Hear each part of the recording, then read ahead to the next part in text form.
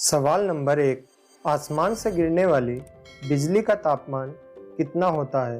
जवाब: आसमानी बिजली गिरना एक प्राकृतिक घटना है। पूरी दुनिया में औसतन एक दिन में करीब 50 से 100 बार बिजली गिरता है। आसमान से गिरने वाली बिजली का तापमान कई बार सूरज के तापमान से भी ज़्यादा होता है।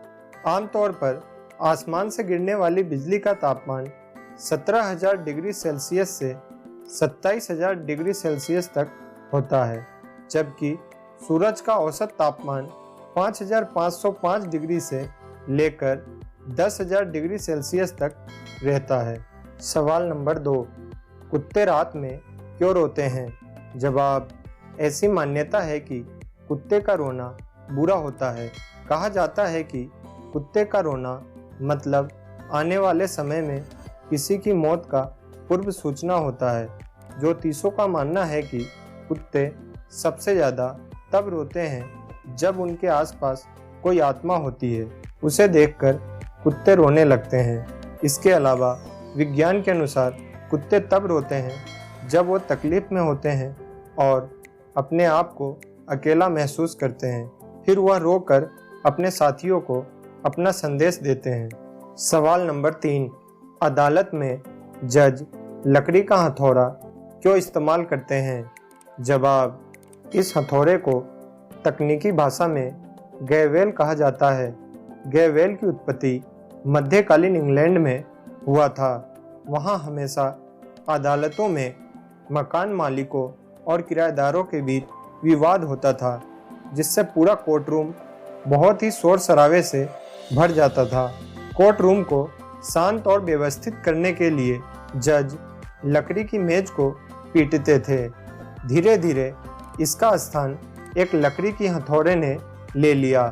गैवेल का अभी भारतीय अदालतों में न के बराबर उपयोग होता है, पर विदेश की अदालतों में गैवेल का उपयोग होता है।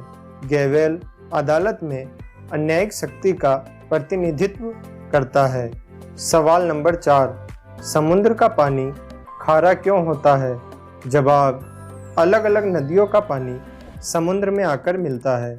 इस तरह समुद्र में कई तरह का पानी आकर मिलता है। जब यह पानी वाष्पीकृत होता है तो यह ऊपर जाकर बादल का रूप ले लेता है और यही बादल बारिश के रूप में नीचे गिरता है। बरसते समय यह पानी हवा में मौजूद कार्बन डाइऑक्साइड, सल्फर डाइऑक्साइड और नाइट्रोजन ऑक्साइड जैसी गैसों के संपर्क में आकर अम्लीय हो जाता है। जब यह पानी जमीन, चट्टानों और पहाड़ों पर गिरता है तो इन सतहों पर मौजूद लवण इनमें घुल जाते हैं। सतह से बहकर जब यह पानी नदियों में पहुंचता है तो यह लवण भी नदियों में आ जाते हैं। नदियों में यह लवणीय पानी बहुत कम मात्रा में होता है, इसलिए नदियों का पानी खारा नहीं लगता है। लेकिन जब कई नदियाँ समुद्र में आकर मिलता है तो इनका लवण समुद्र में चला जाता है। लाखों सालों से नदियों द्वारा लाया गया यह लवण समुद्र में इकट्ठा होते आ रहा है, जिससे धीरे धीरे पानी खारा हो जाता है। इसके अलावा समुद्र तल की चट्टानों और ज्वालामुखी से भी समुद्र में लवण घुलते रहते हैं। साथ ही समुद्र में मौजूद सोडियम और क्लोरीन की अभिक्रिया से नमक बनता रहता है, जिस कारण भी समुद्र का पानी खारा हो जाता है। सवाल नंबर 5। हमें उबासी क्यों आता है? जवाब: उबासी आने के कई कारण हैं। कई बार जब हमारा शरीर थक जाता है तो हमें उबासी आने लगता है। उबासी आने की एक वजह शरीर में ऑक्सीजन की कमी होना भी है।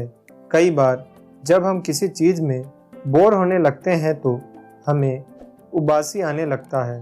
ज़्यादा काम करना और कम सोना भी उबासी आने का एक कारण है। अगर आप अपनी पसंद के बिना ज़बरदस्ती कोई कार्य करते हैं तो आपको उबासी आने लगता है। देर रात तक काम करने की वजह से आपका शरीर थक जाता है। ऐसे में जब आप शरीर को आराम नहीं देते हैं तो उबासी आने लगता है। आपको ये वीडियो कैसी लगी कमेंट करके ज़रूर बताएं। साथ ही ऐसी ही वीडियो देखने के लिए आप हमारे चैनल को सब्सक्राइब करें।